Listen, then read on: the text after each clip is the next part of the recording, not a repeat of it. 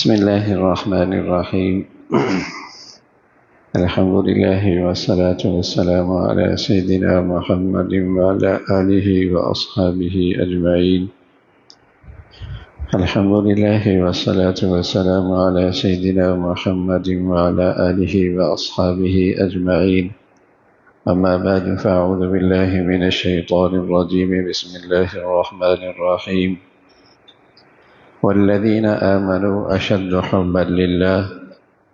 وقال الله تعالى: قل إن كان آباؤكم وأبناؤكم وإخوانكم وأزواجكم وعشيرتكم وأموال اقترفتموها وتجارة تخشون كسادها ومساكن ترضونها أحب إليكم من الله ورسوله وجهاد في سبيله فتربصوا حتى يأتي الله بأمره والله لا يهدي القوم الفاسقين.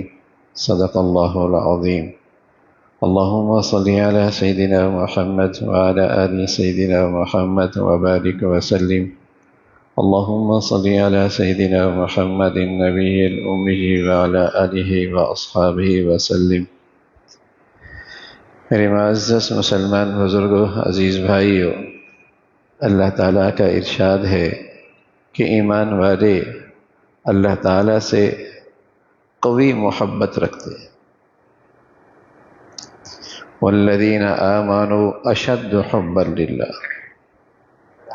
ایمان والے اللہ تعالیٰ سے قوی محبت رکھتے ہیں.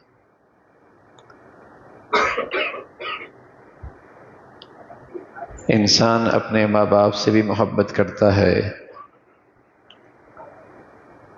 اپنی اولاد سے بھی محبت رکھتا ہے، میاں بیوی کی بھی آپس میں محبتیں ہوتی ہیں. آدمی کو مال سے بھی ایک تعلق اور محبت ہوتی ہے. اپنا معاش، اپنی معیشت، اس سے بھی ایک تعلق ہوتا ہے. اپنے گھر سے بھی ایک دلی لگاؤ ہوتا ہے، محبت ہوتی ہے. ان کان آباؤکم و ابناؤکم و اخوانکم و ازواجکم و عشیرتکم و اموال اقترفتموها و تجارت تخشون کسادها و مساکن ترضونها. یہ ساری وہ محبت کی چیزیں ہیں جن سے انسان ایک تعلق رکھتا ہے. کوئی بری بات نہیں، کوئی بری بات نہیں. تو اللہ تعالیٰ بتا رہے کہ یہ ساری محبتیں اس وقت برائی بن جاتی ہیں، یہ اس وقت برائی بن جاتی ہیں جب اللہ کی محبت پر یہ محبتیں غالب آ جائیں.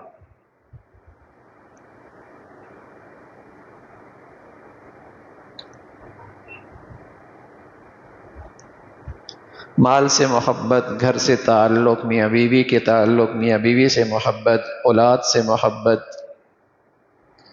ماں باپ سے تعلق، محبت، یہ ساری محبتیں اچھی ہیں. لیکن جب یہ اللہ کی محبت پر غالب آ جائے پھر یہ برائی بن جاتی ہے.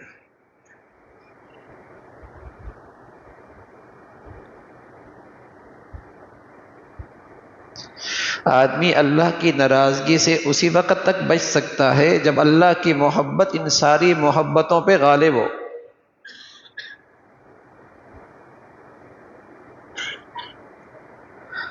آدمی اللہ کی نافرمانی اور ناراضگی سے اسی وقت تک محفوظ رہ سکتا ہے جب اللہ کی محبت ان ساری محبتوں پہ غالب ہو.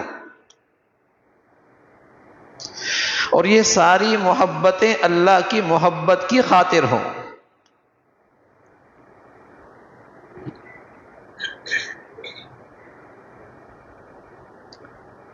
فرمایا مومن کی شان تو یہی ہے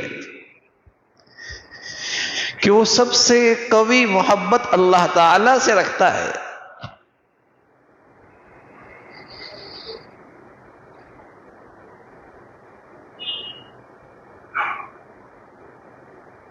ماں باپ سے بھی زیادہ، بال بچوں سے بھی زیادہ، مال و دولت سے بھی زیادہ، گھر بار سے بھی زیادہ،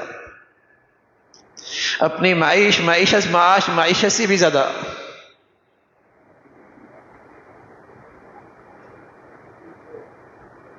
اس کے ہاں اللہ کی محبت سب سے بالا تر ہے۔ یہی راستہ ہے اللہ کی رحمت میں آنے کا۔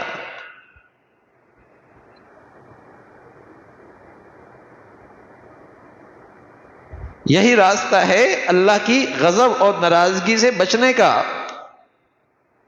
اللہ کی محبت سب سے زیادہ۔ فرمایا اگر ایسا نہیں کرو گے تو پھر اللہ کی ناراضگی کے لیے تیار ہو جاؤ۔ کوئی کوڑا برس سکتا ہے، کوئی سزا آ سکتی ہے، کوئی عذاب مصیبت بن کے آ سکتی ہے۔ فتربصوا عند ذلك، پھر انتظار کرو۔ فتربصوا حتى يأتي الله بأمره۔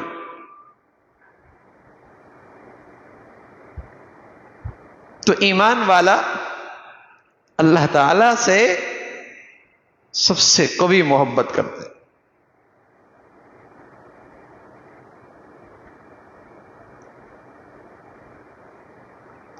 حضرت ابراہیم علیہ السلام کی پوری زندگی اسی محبت کی تصویر ہے۔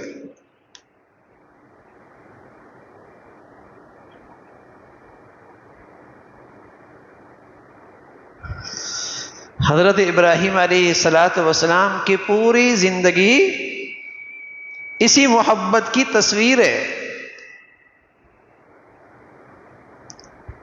یہ ایام حج اور یہ حج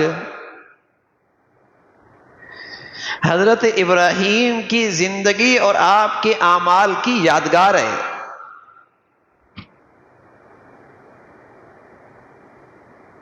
یہ ایام حج جو ہے، یہ حج جو ہے، یہ حضرت ابراہیم کی زندگی اور ان کے اعمال و صفات کی یادگار ہے۔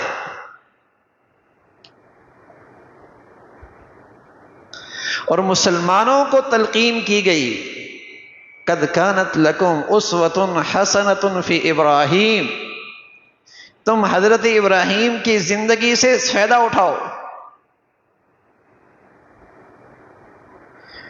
تم اس ابراہیم علیہ السلام کی ان یادگاروں سے، اس محبت بری زندگی سے فائدہ اٹھاؤ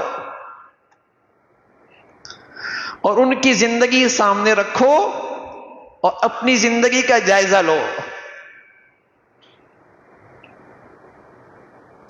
کہ ان کی محبت کا کیا انداز تھا اور آج مسلمان کہاں کھڑا ہے۔ قد کانت لکم اسوۃ حسنۃ فی ابراہیم والذین معہ، انہوں نے تو اللہ کی محبت میں صاف کہہ دیا جو اللہ کا نہیں وہ ہمارا بھی نہیں۔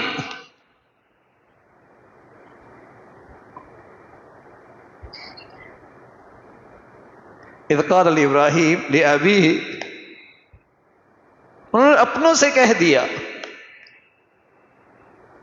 خونی رشتوں سے کہہ دیا جو اللہ کا نہ رہے گا وہ ہمارا بھی نہیں رہے گا۔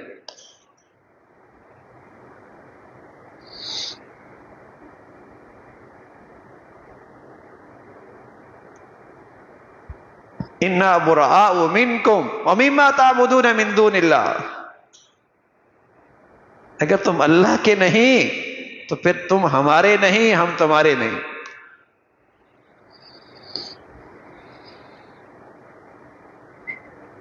اللہ کی محبت ان سارے رشتوں پہ غالب ہے۔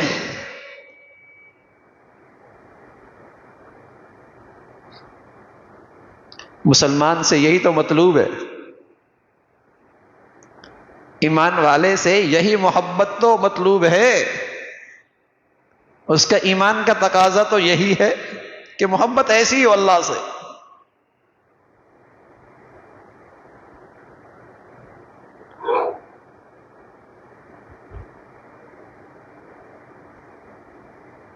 ایسی محبت، اللہ کی شان ایک غزوے میں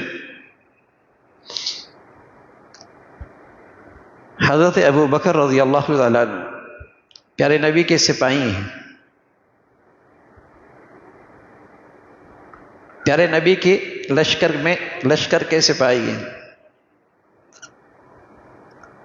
دوسری طرف بیٹا ہے جب تک مسلمان نہیں ہوا، وہ دشمن کے لشکر میں، بعد میں اللہ نے انہیں ایمان دے دیا۔ جب ایمان لے آئے تو کہنے لگے ابا جان پتہ ہے آپ کو، آپ کئی مرتبہ میری تلوار کی زد میں آئے لیکن میں نے چھوڑ دیا۔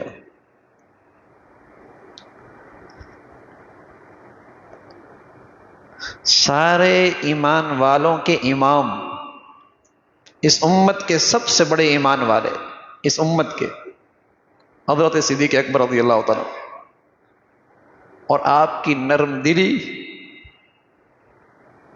وہ بھی مشہور ہے، آپ کی نرم دلی، رحم دلی بھی بڑی مشہور ہے۔ کہنے لگے بیٹے تو اس وقت دشمن کی صف میں تھا، اگر تو میری تلوار کی زد میں آتا تو تیری گردن بچ کے نہ جاتی، اس لیے کہ معاملہ اللہ کی محبت کا تھا۔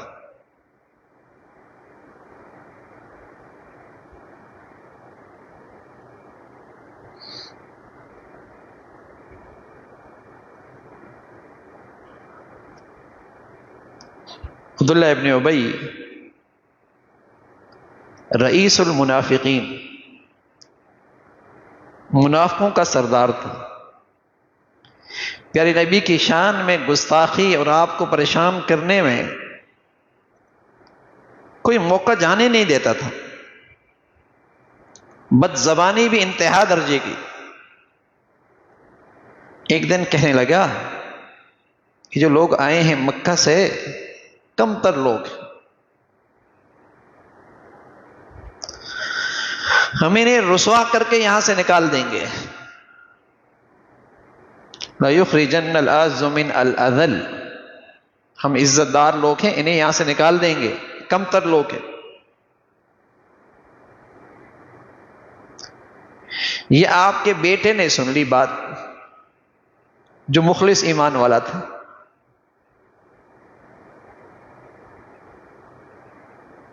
باپ باہر تھا شہر سے، تلوار لے کے کھڑا ہو گیا، بتاؤ عزت دار کون ہے؟ جب تک تم اللہ کے نبی سے اجازت نہیں لو گے آج تم مدینہ میں داخل نہیں ہو سکتے۔ اس رئیس المنافقین نے بڑا شور مچایا کہ میرا بیٹا میرا راستہ روک رہا ہے۔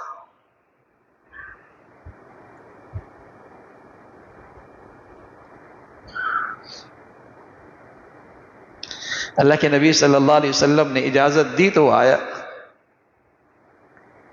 سارے رشتے اللہ کی محبت میں اب اللہ کی محبت سے کم تر ہیں۔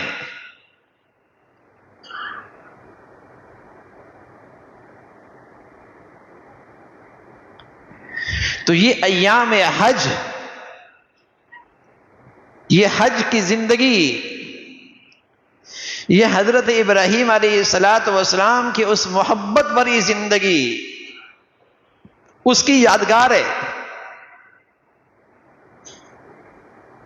کہ حضرت ابراہیم نے اللہ سے جو محبت کی تھی، قدم قدم پہ ان ایام میں وہ مظاہرے نظر آتے ہیں،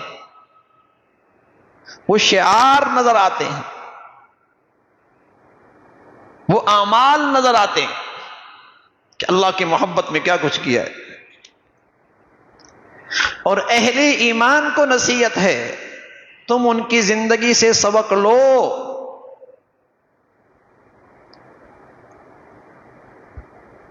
اس محبت بھری زندگی سے سبق لو، تم کہاں کھڑے ہو؟ تو یہ جو ایام حج ہیں، یہ حضرت ابراہیم علیہ السلام کی زندگی سے ایک تجدیدی تعلق، اس تعلق میں تجدید، تازگی آئے، پوری امت اسلامیہ اپنے اس تعلق میں تازگی پیدا کرتی ہے۔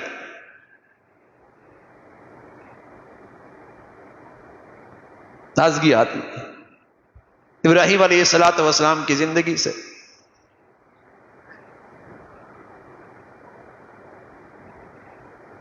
کہ کس طرح ان ماحول میں، جس ماحول میں ان کی پیدائش ہوئی، وہ اللہ کی وحدانیت کا نام لینا مشکل تھا، وہاں اللہ تعالیٰ کی فرما برداری، اس کی تذکرے ان کے لیے مشکل تھی، اور وہ ملک بہت خوبصورت تھا، شام جیسا ملک تھا۔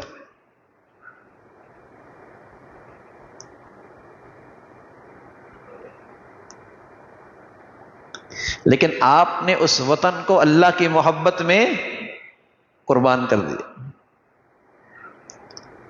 اور ڈیرے لگائے ایک ایسی وادی میں جہاں سوائے سوکھے پہاڑ کے اور کچھ نہیں۔ اپنی اہلیہ کو لیا، اپنے چھوٹے سے معصوم بچے کو لیا اور اس وادی میں جا کے بیٹھ گئے۔ وادٍ غیر ذی زرع، جہاں زندگی ہے، کوئی نقشہ نہیں ہے، نہ پانی ہے، نہ انسان ہے، نہ زندگی کی کوئی غذا ہے۔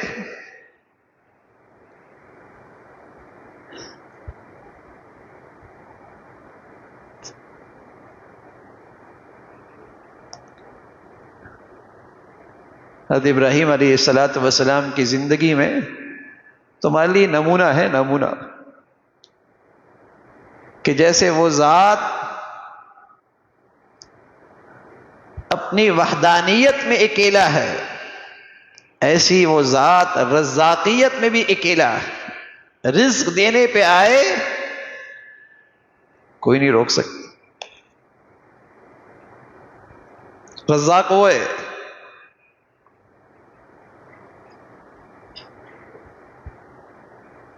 میرے نبی فرمایا کرتے تھے کہ رزق کی تاخیر تمہیں کسی گناہ میں مبتلا نہ کر دے، اس لیے کہ جب تک تمہارا لقمہ تمہیں ملے گا نہیں تم مرو گے نہیں، اور اگر تم اپنے رزق سے بھاگو گے ہوا کے دوش پہ سفر کر کے، تمہارا رزق تمہارے پیچھے بجلی پہ سفر کر کے آئے گا۔ لیکن اس کے لیے یقین بھی تو چاہیے نا، ایمان بھی تو چاہیے، ورنہ تو آج معیشت،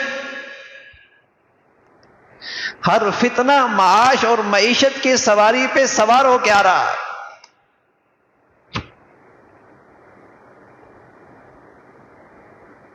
سب سے بڑا مسئلہ زندگی کا معاش ہے، اور اس بڑے مسئلے کے لیے مسلمان اپنی آزادی بھی دیتا ہے قومی لحاظ سے،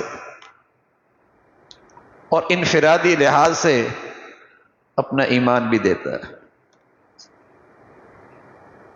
یہ سب سے بڑا مسئلہ ہے۔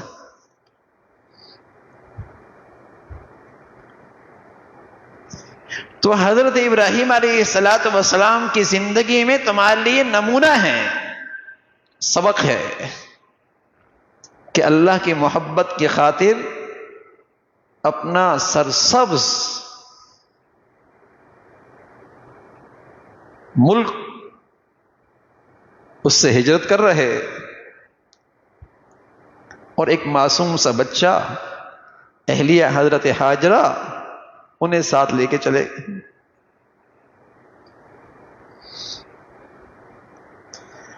اور اللہ کا حکم یہ ہے کہ انہیں چھوڑ دو، خود وہاں سے واپس آ جاؤ۔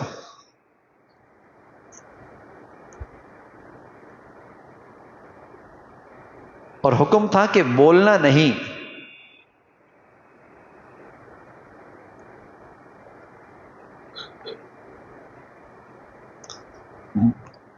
کھجوریں تھیلے میں، چمڑے کی مشکیزے میں پانی کتنے دن تک چلے گا؟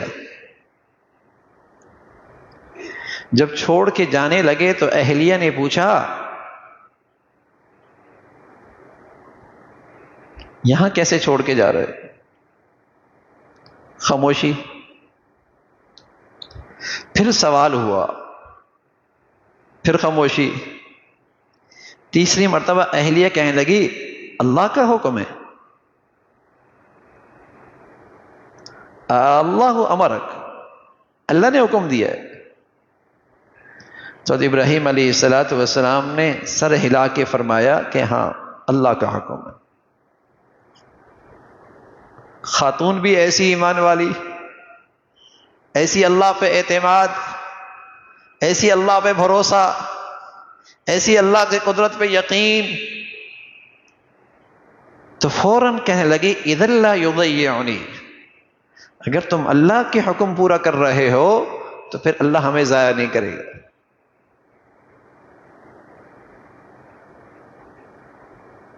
نہ کوئی زندگی کی حفاظت کا نقشہ، کالے پہاڑ ہیں،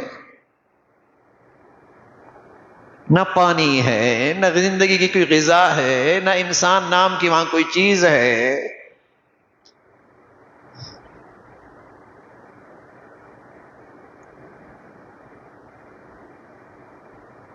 اذا لا یضیعنی، اللہ تعالی ہمیں ضائع نہیں کریں گے. حضرت ابراہیم کی زندگی میں تمہارے لیے سبق ہے. اللہ کریم کہہ رہے قد کانت لکم اسوۃ حسنۃ فی ابراہیم، نمونہ ہے کہ اس گھرانے کو کیسے اللہ پہ اعتماد، کیسا یقین، کیسا اللہ کی ذات پہ توکل، بھروسہ. اور وہی ہوا جو نظر آ رہا تھا، کھجوری بھی ختم ہو گئی، پانی بھی ختم ہو گیا. اب بچہ روتا ہے، تو جب بچہ روتا ہے تو ماں کا دل بیٹھ جایا کرتا ہے. آدمی اپنی تکلیف برداشت کر لیتا ہے، اولاد کی تکلیف برداشت نہیں ہوتی، اس کی بھوک پیاس برداشت نہیں ہوتی. اب یہ بے اختیار ایک پہاڑی پہ چڑھتی ہے اور بے اختیار دوسری پہاڑی کی طرف دوڑتی ہے. شاید کوئی یہاں سے قافلہ نظر آئے، شاید کوئی وہاں سے قافلہ نظر آئے، بے اختیار دوڑتی ہے. اور اس دوڑتے دوڑتے میں 7 چکر لگا لیے.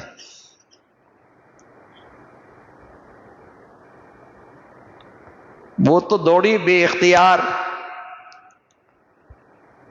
اب اللہ میاں نے ان کا دوڑ اتنا پسند آیا، فرمایا اب دوڑنا ہوگا اختیار کے ساتھ، اور جب تک نہیں دوڑو گے تمہارا حج بھی قبول نہیں ہوگا.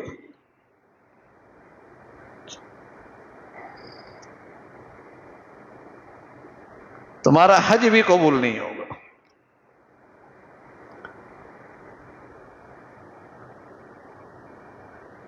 آدمی روزہ رکھے نا، کچھ بات عقل میں بھی آتی ہے کہ اس سے آدمی کا نفس قابو میں آ جاتا ہے. جب نفس عقل میں کوئی چیز آ جائے اس کا نفع، تو طبیعت بھی اس کی طرف مائل ہوتی ہے. آدمی زکوٰۃ دیتا ہے نا تو اس کی عقل میں بھی آتی ہے، رحم دلی، شفقت، لوگوں کی خیر خواہی.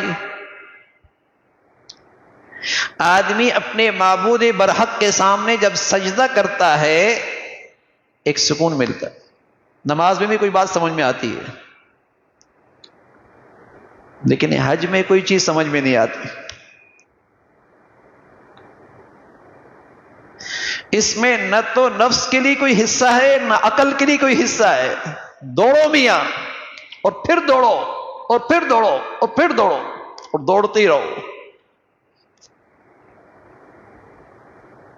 عقل میں اس کا کوئی نفع سمجھ میں نہیں آتا، اس میں عقل کا کوئی حصہ نہیں.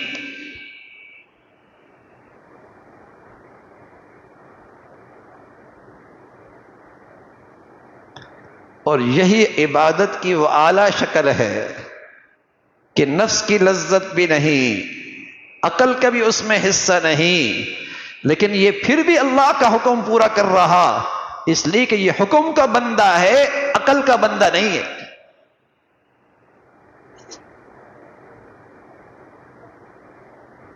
یہ حکم کا بندہ ہے، عقل کا بندہ نہیں ہے کہ عقل میں آئے گا تو کرے گا، اس کی عقل کے پیمانے پہ اس کا نفع نقصان سمجھ میں آئے گا تو آگے بڑھے گا، نا یہ تو حکم کا بندہ ہے، عقل کا بندہ نہیں ہے۔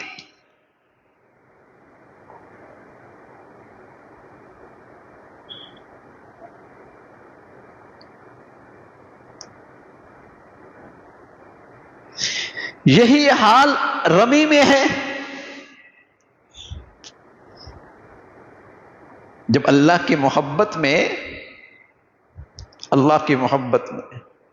اپنے محبوب بیٹے کے گردن پہ چھری رکھنے لگے،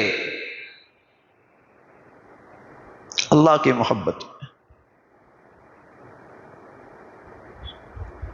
اپنے محبوب بیٹے کے گردن پہ چھری رکھنے لگے، کون؟ حضرت ابراہیم علیہ السلام، اور اس وقت تک چھری نہیں ہٹائی جب تک کہ اللہ تعالی نے آپ کے صدق، آپ کے خلوص اور قربانی دیکھ نہ لی، اس وقت تک بچے کے گردن سے چھری نہ ہٹائی، ذبح کرنے لگے۔ کہنا آسان ہے بھائی، والذین آمنوا اشد حبا للہ، ایمان والا سب سے قوی محبت اللہ سے رکھتا ہے۔ اولاد سے محبت تو اللہ کی خاطر تھی، جب اللہ کی محبت کہہ رہی ہے کہ بچے کی محبت پر چھری چلا دو، چلا دوں گا۔ جب اللہ کی محبت کہہ رہی ہے بیٹے کی محبت پہ چھری چلا دو، تو محبت میں سچے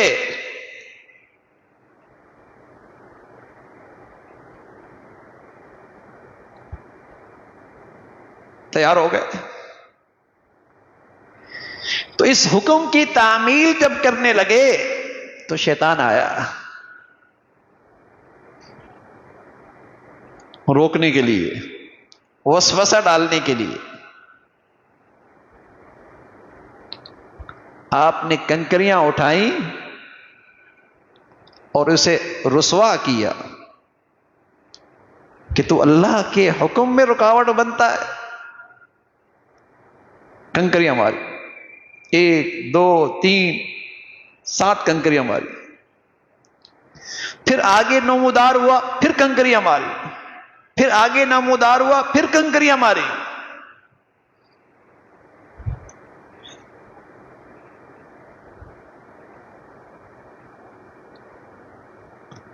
آج تو وہاں شیطان نہیں ہے،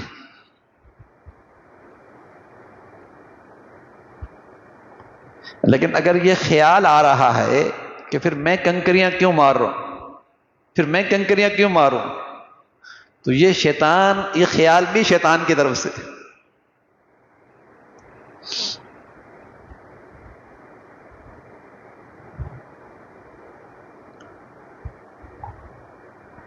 آج تو وہاں شیطان نہیں ہے، پھر کنکریاں مار رہا۔ اگر یہ خیال بھی آ جائے کہ ان کنکریوں کو کیا فائدہ، کیوں ماروں، تو یہ خیال بھی شیطان کی طرف سے۔ اس لیے کہ شیطان اسی وقت اسی حکم سے بہت زیادہ تکلیف اور رسوا ہوتا ہے جس میں نفس کا حصہ بھی نہ ہو، عقل کا حصہ بھی نہ ہو، اور وہاں صرف اطاعت کی جائے اللہ کی خاطر۔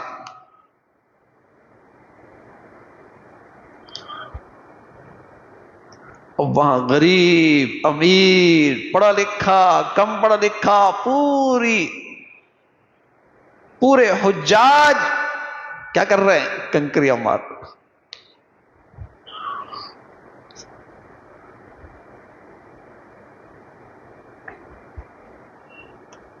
3 دن کام ہی ایک ہے، کنکریاں مارنا ہے۔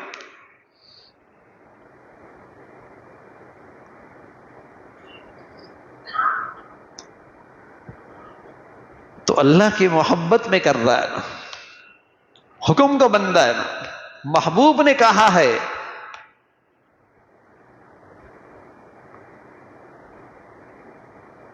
نفس کو لذت ملے نہ ملے، عقل کو سمجھ میں آئے نہ آئے، لیکن جس کی محبت لے کے کھڑا ہے اس کا حکم بڑا ہے، اس کا حکم سب سے بڑھ کر ہے۔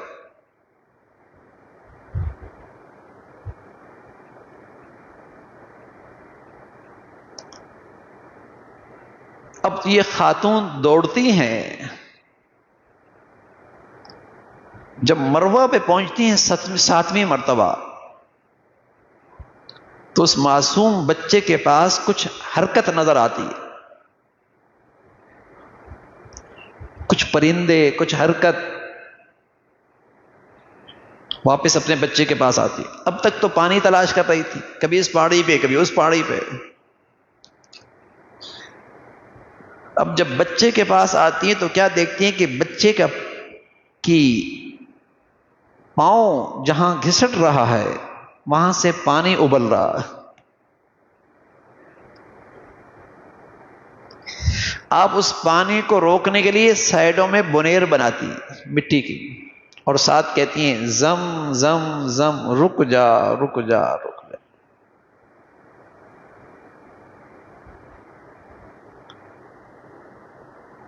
اس عورت کا اللہ کی ذات پہ یقین اور بھروسہ ایسا کہ آج ساری دنیا وہاں سے سیراب ہو رہی ہے، پانی مسلسل جاری ہے۔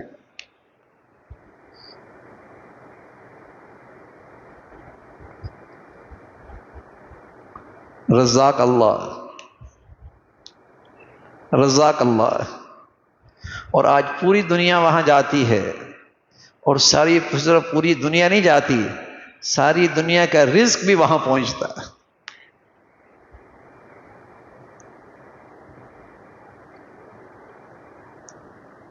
ساری دنیا کا رزق بھی وہاں پہنچتا ہے۔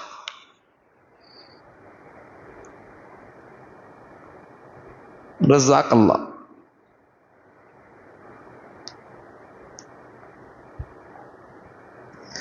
تو اللہ کی محبت میں اپنا وطن چھوڑا، اپنے بچوں کو چھوڑا، اور اللہ کی شان جب یہ بچہ اس سے انس بڑھ گیا، محبت بڑھ گئی، انگلی پکڑ کے چلنے لگا۔ یہی وہ عمر ہوتی ہے جب بچہ دوڑ کے گود میں آتا ہے، کبھی کندھے پہ اٹھایا جاتا ہے، کبھی سینے سے لگایا جاتا ہے، اس سے محبت کا اظہار کیا جاتا ہے۔ اب اللہ کی طرف سے اشارہ ملا، اس کو میری محبت پہ اپنے اس محبوب کو قربان کر دو۔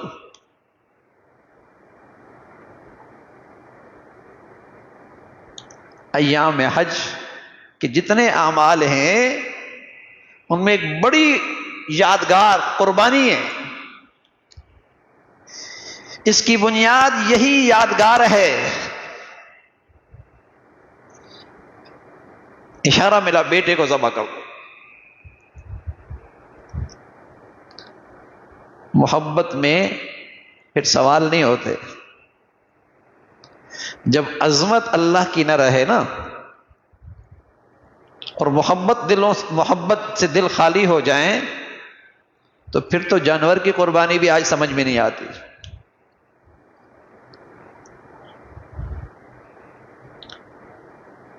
پھر آج جانور کی قربانی بھی سمجھ میں نہیں آتی کہ اتنا معاشی نقصان، اتنا پیسے کا ضیاع، اتنا خون بہا کر نسل کشی، اور نہ جانے کیا کچھ۔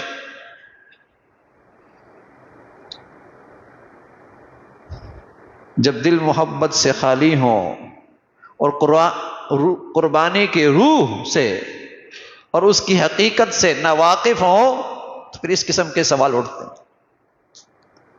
قربانی کی تو روح ہی یہی ہے کہ نہ اس میں عقل کا حصہ ہے نہ اس میں کچھ اور حصہ ہے، یہ اللہ کی اطاعت میں کیا جا رہا۔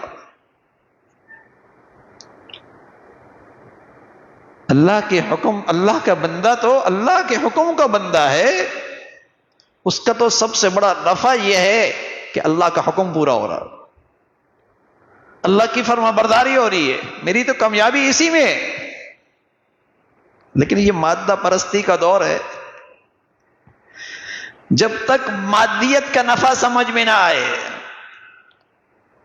عقل میں اس کو حصہ نہ ملے، اس وقت تک اس کے اندر کشش نہیں پیدا ہوتی، شوق نہیں پیدا ہوتا، رغبت نہیں ہوتی۔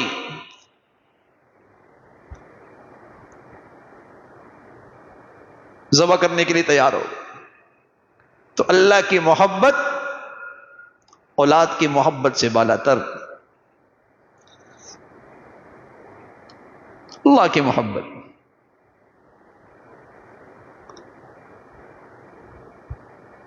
تو یہ قربانی بھی اسی کی یادگار ہے، یہ حج کے اعمال بھی حضرت ابراہیم علیہ الصلوۃ والسلام کی یادگار ہے۔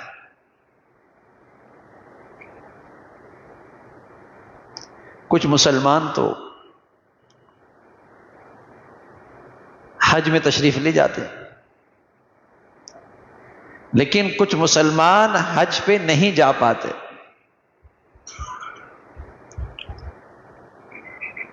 تو فرمایا تم بھی ان حجاج کی اس یادگاری میں شامل ہو سکتے ہو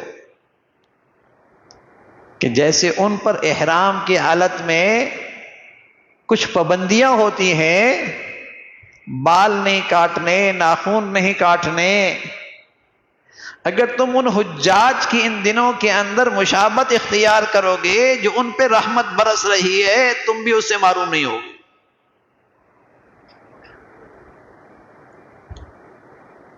کہ یکم ذی الحجہ سے پہلے اپنے جسم کی صفائی کر لی، اعضاء اپنے ناخن وغیرہ کاٹ لیے، اور پھر قربانی کا انتظار کیا، جیسے حاجی کرتا ہے۔ قربانی کے بعد پھر وہ اپنے بال منڈاتا ہے اور اپنے ناخن وغیرہ کاٹتا ہے۔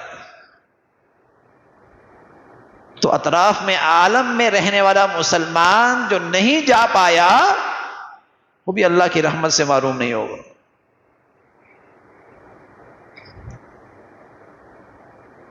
اور پھر ان دنوں کی بڑی فضیلت فرمائی، راتوں کی عبادت، دن کا روزہ، اگر 10 دن نہ کر سکے عرفہ کا دن کا روزہ رکھ لے، اس رات عبادت کر لے، اللہ کی رضا کے بڑے فیصلے ہیں۔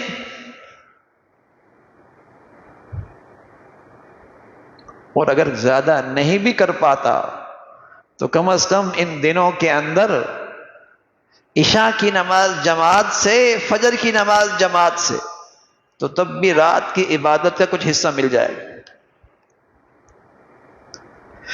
اور دن کم از کم اس درجے کے گزار لے کہ ان دنوں کے اندر اللہ کی نافرمانی نہ ہو، تب بھی ان دنوں کی برکتوں سے محروم نہیں ہو۔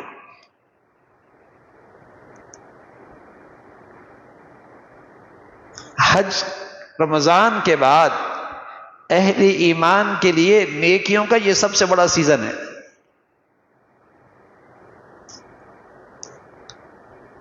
اہل اسلام کے لیے رمضان کے بعد عبادات کا سب سے بڑا سیزن ہے۔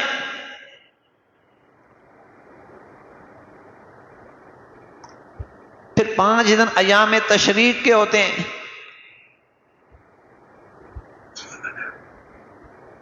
کہ ان 5 دنوں کے اندر ہر نماز کے بعد اللہ اکبر لا الہ الا اللہ واللہ اکبر وللہ الحمد، بآواز بلند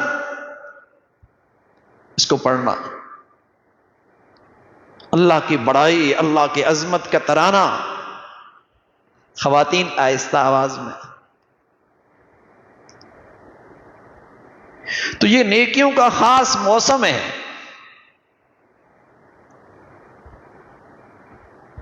خاص موسم ہے۔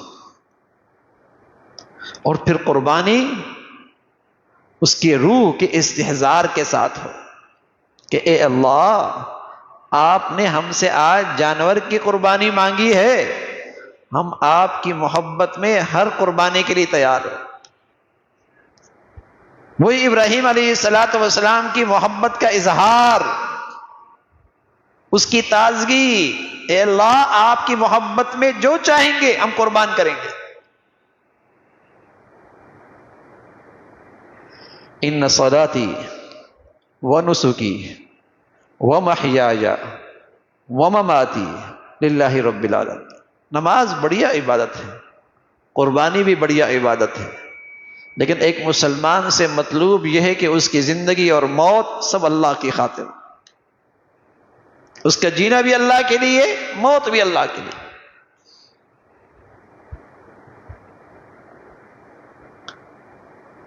ہر چیز اللہ کے لیے ہو۔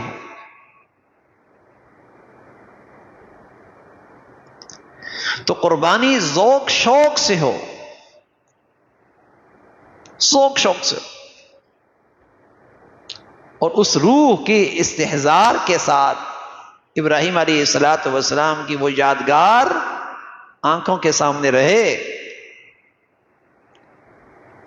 کہ کیسے اپنے بیٹے کے گردن پہ چھری رکھی ہے، اور یہ سب کچھ اللہ کی محبت میں کیا۔ اللہ ہمیں اس محبت کا کچھ حصہ نصیب فرما دے۔ ہاں، وہ محبت، اللہ تعالیٰ کو گوشت کی تو ضرورت نہیں ہے نا، خون کی بھی ضرورت نہیں، وہ تو اللہ تعالیٰ آپ کے دل کا یہ جذبہ دیکھتے ہیں نا۔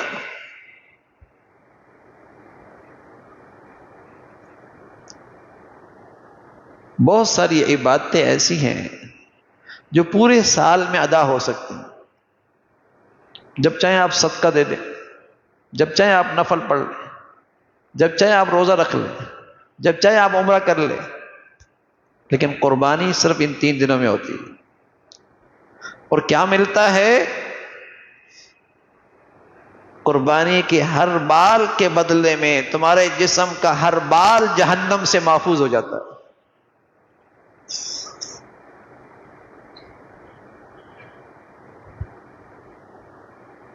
ہر بال کے بدلے میں تمہیں اجر و ثواب ملے گا، اور تمہارے لیے وہ بال تمہارے لیے جہنم سے بچنے کا فدیہ بنے گا۔ تو بہت خوش دلی کے ساتھ قربانیاں۔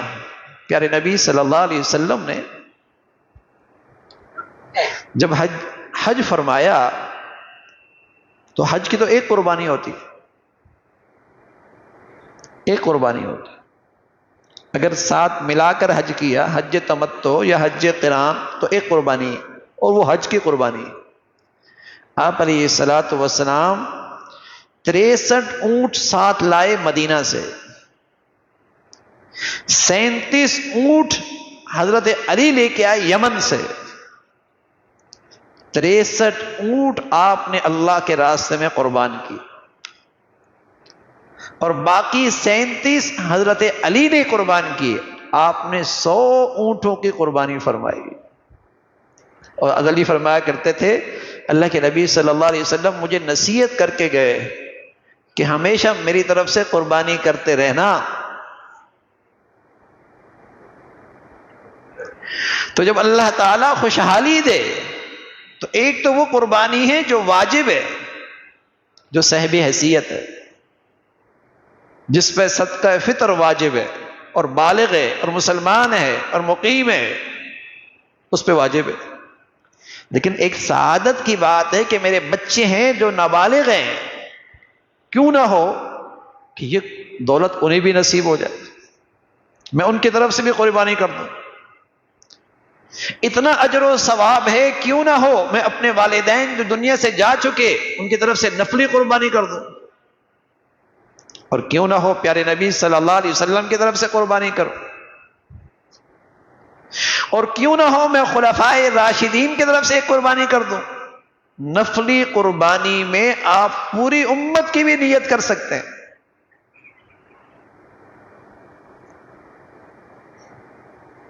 جب آپ علیہ الصلوۃ والسلام اپنی امت کی طرف سے قربانی کرتے تھے تو احسان شناسی اور پیارے نبی کا حق ہے نا کہ اگر اللہ تعالیٰ خوشحالی دے پھر قربانی کریں اور خوش دلی سے کریں اور اپنی خوش نصیبی سمجھیں کہ اللہ نے مجھے اس قابل بنایا اور مجھے توفیق دی کہ میں قربانی کر رہا ہوں.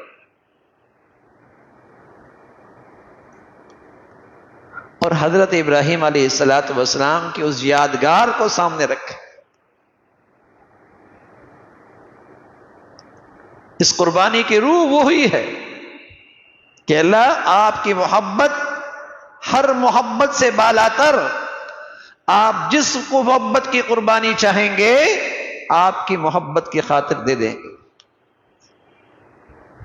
اس لیے مسلمان جب قربانی کرتا ہے تو بہت ساری پسندیدہ لیکن ناجائز خواہشات، جذبات، ان کی بھی قربانی کر رہا ہوتا ہے. اللہ آپ کی محبت میں ہر یہ ناجائز محبت قربان، ہر یہ ناجائز خواہش قربان، ہر یہ غلط جذبہ قربان تیری محبت کی خاطر. یہی ایمان کا حق ہے، یہی ایمان کا تقاضا ہے.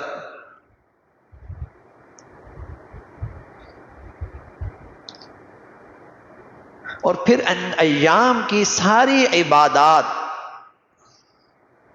اس طرز کی ہیں، اس طرز کی ہیں جہاں قدم قدم پہ تربیت ہو رہی ہوتی ہے کہ مسلمان اللہ کے حکم کا بندہ ہے، اپنی عادت کا اور اپنی طبیعت کا بندہ نہیں، بلکہ اللہ کا حکم جو ہوگا بس یہ وہ پورا کرتا. اب دیکھیے 8، 9، 10 مکہ مکرمہ میں ایک نماز کا 1,00,000 ثواب ہے. مسجد حرام میں لیکن حاجی سے کہا نماز یہاں نہیں پڑھنی، مینا میں پڑھنی.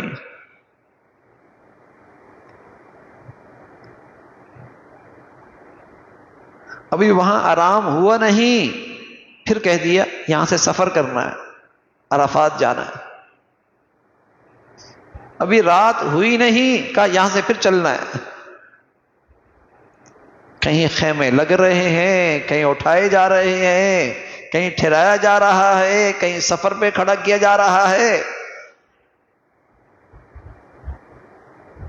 اب اس نے ساری زندگی نماز وقت پہ پڑھی ہے، وقت پہ نماز پڑھی ہے، لیکن عرفات میں اس نے کہا مغرب کی نماز وقت پہ نہیں پڑھنی، عشاء کے ساتھ ملا کے پڑھنی.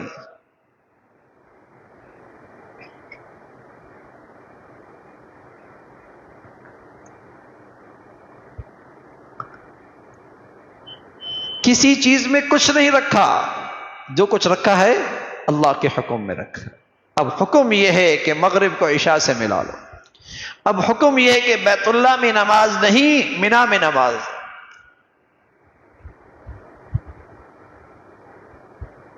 حکم کی تعمیل کرنی. یہ اللہ کا بندہ ہے، یہ حکم کا بندہ ہے، یہ اپنے نفس کا، اپنی طبیعت کا، اپنے عادت کا بندہ نہیں.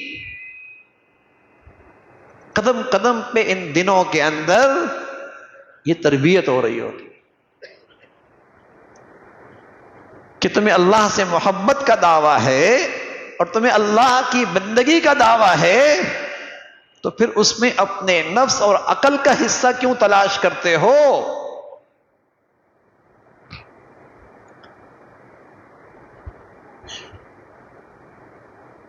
تمہیں اللہ کی بندگی کا دعویٰ ہے، تم اللہ کے بندے ہو، پھر اس کی بندگی میں اپنے نفس، اپنی طبیعت، اپنا عقل کا حصہ کیوں تلاش کرتے ہو؟ پھر اللہ کے بندے بن کے رہو نا، اس کے حکم کے بندے بن کے رہو. تو یہ ساری زندگی، یہ سارے ان دنوں کے اعمال حضرت ابراہیم علیہ السلام کی اس زندگی کی یادگاریں ہیں، وہ اعمال ہیں جس میں اللہ کی محبت ہر محبت پر بالاتر نظر آتی ہے۔ اللہ کی محبت میں یہ سب کچھ کر رہے ہو۔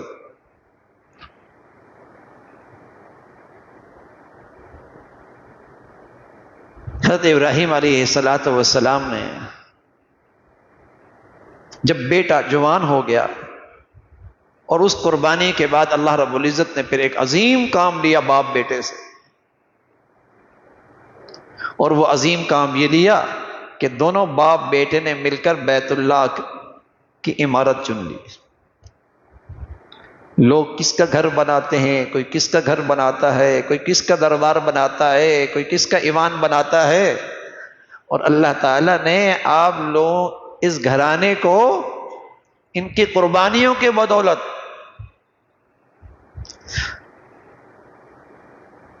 اور اس محبت میں سچائی اور خلوص اور قربانی میں سچائی کی وجہ سے اللہ نے اتنا بڑا کام لیا کہ اپنے دربار کے لیے ان کا انتخاب فرمایا۔ اب باپ والد پتھر چن رہے اور اسماعیل علیہ السلام پتھر اٹھا اٹھا کے لا رہے، اٹھا اٹھا کے لا رہے، اور جس جگہ پر جس پتھر پہ کھڑے ہو کے آپ دیوار کو چن رہے تھے، اللہ تعالیٰ نے اس کو آپ کے لیے معجزہ بنا دیا کہ دیوار اوپر ہو رہی تو وہ پتھر بھی سیڑھی کی طرح اوپر ہو رہا۔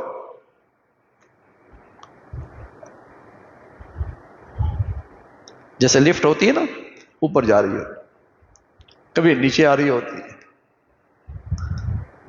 اسی طرح اس پتھر کے اندر اللہ نے یہ صلاحیت پیدا کر دی، جب آپ کو اوپر کی ضرورت پڑتی تو وہ اوپر ہو جاتا، جب نیچے کی ضرورت پڑتی وہ نیچے ہو جاتا۔ آج بھی مسلمان جب طواف کر لیتے ہیں تو مقام ابراہیم پہ 2 رکعت نفل پڑھتے، اور اس پتھر پہ آپ کے نشانات بھی موجود ہیں۔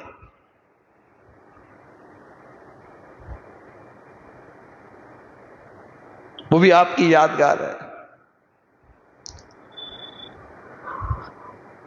پانی پیتا ہے پھر حاجی اور خوب پیتا ہے، یہ بھی یادگار ہے۔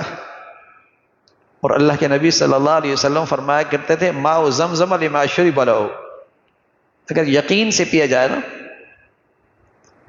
جو اللہ کے نبی نے جن چیزوں میں نفع بتایا ہے وہ نفع تو یقینی ہے، لیکن ہر آدمی اس سے فائدہ اتنا ہی اٹھائے گا جتنا اس کا یقین ہوگا۔ فرمایا ماء زمزم لما شرب له، زمزم کا پانی ہر اس مقصد کے لیے مفید ہے جس مقصد کے لیے اسے پیا جائے۔ ایسے ایسے واقعات ہیں، مطاف میں گر گیا، زخمی ہو گیا، بس زخمی پہ کون پانی لگاتا ہے؟ اس نے پانی لگایا، ٹھیک ہو گیا۔ بس اوقات آدمی دیہاتی ہوتا ہے لیکن اسے اللہ کی باتوں پہ یقین بہت ہوتا ہے، اسے نبی کی باتوں پہ ایمان بہت ہوتا ہے۔ تو اگر کسی بیماری میں ہے اور اس یقین سے پی لے کہ اے اللہ تیرے نبی نے سچ کہا ہے، سچ کہا ہے کہ زمزم اس کام میں، اس چیز میں مفید ہے جس مقصد کے لیے پیا جائے، تو اس کا اثر ضرور ہو۔